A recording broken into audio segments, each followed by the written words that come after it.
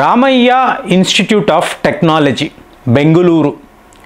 ఇక్కడ ఫైజల్ అనబడే ఒక విద్యార్థి తరువాత ఇతను ఒక ఇంజనీర్గా మారాడు. ఇప్పుడు నేషనల్ ఇన్వెస్టిగేషన్ ఏజెన్సీ అధికారులు ఇతను ఎక్కడ ఉన్నాడు అని వెతుకుతున్నారు. ఏంటండి కథ, ఏం జరిగింది అంటే, ఈ ఢిల్లీ బ్లాస్ట్ జరిగింది చూసారా, రెడ్ ఫోర్ట్ బ్లాస్ట్, ఇది ఒక ట్రైలర్ మాత్రమే. ఇలాంటివి చేయడానికి ఒక భారీ నెట్వర్క్ను ఈ ఫైజల్ అనబడే ఇంజనీర్ చదువుకున్నవాడు ఇతను ప్లాన్ చేశాడు. సో డెప్త్గా వెళ్ళారు అనుకోండి. 2022 కోయంబత్తూరులో ఒక కార్ బ్లాస్ట్ అనేది జరుగుతుంది. అలాగే మంగళూరు 2024 మంగళూరులో ఒక ఆటో పేలుతుంది. మొన్న చూసాము రామేశ్వరం కఫే, ఇక్కడ కూడా ఒక బాంబ్ బ్లాస్ట్. సో మీకు మంగళూరు, బెంగుళూరు, కోయంబత్తూరు, ఇవాళ మీకు ఢిల్లీ. సో ఎన్ఐఏ అధికారులు వీళ్ళ మీటింగ్లు పెట్టుకొని వీటికంతా ఒక కనెక్షన్ ఉందా అంటే ఒక సిక్స్త్ సెన్స్ పనిచేస్తుంది కదండి. ఎక్కడో ఏదో ఈ కనెక్టింగ్ ద డాట్స్ ఒక దగ్గర ఎక్కడో లింక్ మిస్ అవుతుంది. సో భారత్లో ఎక్కడెక్కడ ఇలాగ కార్ బ్లాస్ట్లు జరుగుతున్నాయి అని చెప్పి వీళ్ళు పరిశోధనలు మొదలుపెట్టారు. అప్పట్లో ఈ కోయంబత్తూరులో ఈ కార్ బ్లాస్ట్ జరిగినప్పుడు గ్యాస్ సిలిండర్ పేలిపోయిందండి అని చెప్పి పెద్ద పెద్ద పొలిటీషియన్స్ మాట్లాడారు. అంటే మా తమిళనాడులో తీవ్రవాదము లేదు, కోయంబత్తూరులో జరిగింది ఒక గ్యాస్ బ్లాస్ట్, బాంబ్ బ్లాస్ట్ కాదు చెప్పారు. కానీ ఇవాళ వార్తలు చూడండి, మనము ఫరీదాబాద్ అన్నాము, ఢిల్లీ అన్నాము, మధ్యప్రదేశ్, పుల్వామా, శ్రీనగర్ వరుసగా మాట్లాడుతూ వస్తున్నాం కదా. ఇక్కడ మీకు ఈ ఒమర్ నబీ అనేవాడు తనను తాను పేల్చుకొని చనిపోయాడు, పీడ విరగడయ్యింది. కానీ వీడి లింక్స్ చూశారు అనుకోండి, ఒక మసీదులో ఇమాం ఇర్ఫాన్ అంటారు, అతని భార్య షాహిదా, తరువాత అదల్, ఇంకొకడు ముసమైల్, వీళ్ళందరినీ ఇప్పుడు ఇవి ఎన్ఐఏ వాళ్ళు తమ కస్టడీలో తీసుకొని వాళ్ళు ఇన్వెస్టిగేషన్ మొదలుపెట్టారు, విచారణ చేస్తున్నారు. విచిత్రం ఏంటో చెప్పమంటారా, మొన్న ఒక వీడియోలో బంగ్లాదేశ్లో వీళ్ళ మాస్టర్ మైండ్ ఉన్నాడు, సో వాడి మీద మనం నిఘా పెట్టామని మాట్లాడాం. మీకు అక్కడతో సరిపోవడం లేదండి.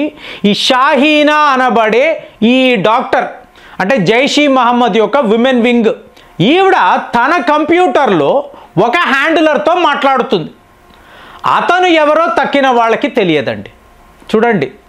అలాగే ఆదిల్ అని అంటున్నాను చూసారా, ఇతను ఇంకొక హ్యాండిలర్తో, అంటే వీళ్ళందరూ ఒక 36 నుంచి 50 లక్షల రూపాయలు పోగు చేసి మేమందరం ఒక టీం. అంటే ఈ టీంలలో మీకు డివిజన్స్, సర్కిల్స్ అంటే నా ప్లానింగ్ వేరు, నీ ప్లానింగ్ వేరు, నీ ప్లానింగ్ వేరు. కార్లు అయితే పేలాలి, ఆటోలు పేలాలి, కానీ మన డివిజన్స్ వేరు. ఎలాగైతే ఇప్పుడు ఆర్మీలో పోలీస్ ఆఫీసర్స్ వీళ్ళందరికీ డివిజన్స్ ఉంటాయి, ర్యాంకింగ్ ఉంటుంది చూసారా, ఆ టైప్లో. సో ఇప్పుడు దీని మూలాలు వెళ్ళారు అనుకోండి, మనము టర్కీ అన్నాం, పాకిస్తాన్ అన్నాం. ఈ ఫైజల్ అనబడే వ్యక్తి మీకు ఇలాగ నెట్వర్క్ను మెయింటైన్ చేస్తూ, అంటే ఇతను భారత్ విడిచిపెట్టి ఎప్పుడో వెళ్ళిపోయాడు, ఈ నెట్వర్క్ను క్రియేట్ చేశాడు, వీళ్ళందరినీ కలిశాడు, మాట్లాడాడు. ఇవాళ ఇతను భారత్లో లేడు. మరి టర్కీలో ఉన్నాడా, పాకిస్తాన్లో ఉన్నాడా, బంగ్లాదేశ్లో ఉన్నాడా, మన వాళ్ళు వెతుకుతున్నారు.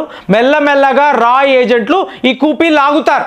సరే, ఈ ఫైజల్ అనేవాడి ప్లాన్ ఏమిటి అంటే పానిక్ బ్లాస్ట్. ఇదే వర్డ్ గుర్తుపెట్టుకోండి, పానిక్ బ్లాస్ట్. సో ఇప్పుడు రెడ్ ఫోర్ట్ వద్ద జరిగింది ఒక పానిక్ బ్లాస్ట్.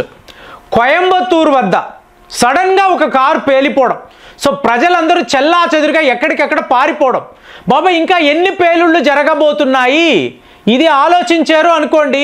హైదరాబాదులో కూడా ఇప్పుడు గోకుల్ చాట్ అన్నారు, మీకు ఎక్కడ పడితే అక్కడ పబ్లిక్ అక్కడికి వస్తారు, పేలింది ఒక బాంబ్, ఏమవుతుంది, పానిక్ అవుతారు. లుంబినీ పార్క్, లుంబినీ పార్క్ అంటే మీరు లోపలికి వెళ్ళారు అనుకోండి, 60 to 70% మీకు ముస్లింలే ఉంటారు. ఈ ఫ్యామిలీస్ అక్కడికి వచ్చి ఏంటి 10 మంది 15 మంది ఎటు చూసినా కూడా వీళ్ళే ఉంటారు. అయినా కూడా లుంబిని పార్కులో ఒక ప్యానిక్ను క్రియేట్ చెయ్యాలి అంటే మీరు లింక్స్ చూసుకోవాలి ఫ్రెండ్స్. ఈ ఫైజల్ అనేవాడికి హైదరాబాద్లో ఉండే ఒక డాక్టర్తో లింక్ ఉంది. వీళ్ళందరూ స్లీపర్ సెల్స్గా. సో ఈ ప్యానిక్ బ్లాస్ట్ ఎక్కడ జరగాలి? ఢిల్లీ కాదు, మధ్యప్రదేశ్ కాదు, హైదరాబాద్ కాదు, యావత్ భారత్లో జరగాలి. దీనికి కావలసిన నెట్వర్క్ 35 నుంచి 50 లక్షలు. మీకు ఫారిన్ ఫండింగ్ అనేదే లేదండి. వీళ్ళు పోగు చేసుకొని ఒక స్టేజ్లో ఈ ఉమర్ నబీకి అదిల్కి మధ్య గొడవ. నేను ఎంత పెట్టుబడి పెట్టాను, నువ్వు ఎంత పెట్టావు, నేనే చాలా ఎక్కువ పెట్టాను, నువ్వు ఇంత తక్కువ డబ్బు పెట్టి నా మీద ఈ హుకుం చలాయిస్తావా? సరే ఏం చేయమంటావు? అయితే ఏముంది, నీ కారు ఇచ్చేయి, నీ కారు నేను నడుపుకుంటాను. సో ఇదే మీకు ఈకో స్పోర్ట్ కార్ అండి. అంటే ఈ గొడవల్లో ఎవరు ఎంత పెట్టుబడి చూడండి. తీవ్రవాదుల్లో కూడా ఇలాంటి సమస్యలు. నువ్వు ఎక్కువ పెట్టి ఇలా కెమికల్స్ కొన్నావా, పేలుడు పదార్థాలు కొన్నావా, నేను ఎక్కువ పెట్టేనా? జిహాద్ కోసం మన యొక్క ఈ డొనేషన్స్ ఏంటి, ఎక్కడెక్కడ మనం వసూలు చేయాలి? 6,300 రూపాయలు ఇస్తే ఒక ట్రైనో బస్సో ఎక్కి ఆత్మహత్య చేసుకొని చనిపోయే ఒక తీవ్రవాది మీ వద్దకు వస్తాడండి. ఏంటి ఇది అంటే ఏ స్థాయిలో వీళ్ళ బుర్రలు చెడిపోయి ఉన్నాయి. ఆ పాకిస్తాన్ వాళ్ళు ఏమేమి కథలు చెప్పారో వీళ్ళందరూ రెడీగా క్యూలో ఉన్నారండి. నా తర్వాత నువ్వు, నీ తర్వాత నేను క్యూలో ఉండి ఈ సూసైడ్ అటాక్స్ చేసుకొని చనిపోవడానికి. అసలు నమ్మడానికే నాకైతే ఏం అర్థం కావడం లేదు. ఎన్ఐఏ వాళ్ళంటే ప్రతిరోజు ఒరే బాబు ఇలా అనుకున్నాం కదరా అంటే దీనికి మించి ఇంకోడు ఉన్నాడా, వీళ్ళందరికీ కలిపి ఇంకొక బాస్ ఉన్నాడా, వాడు ఎక్కడ ఉంటాడు, వాడేం చేస్తూ ఉంటాడు.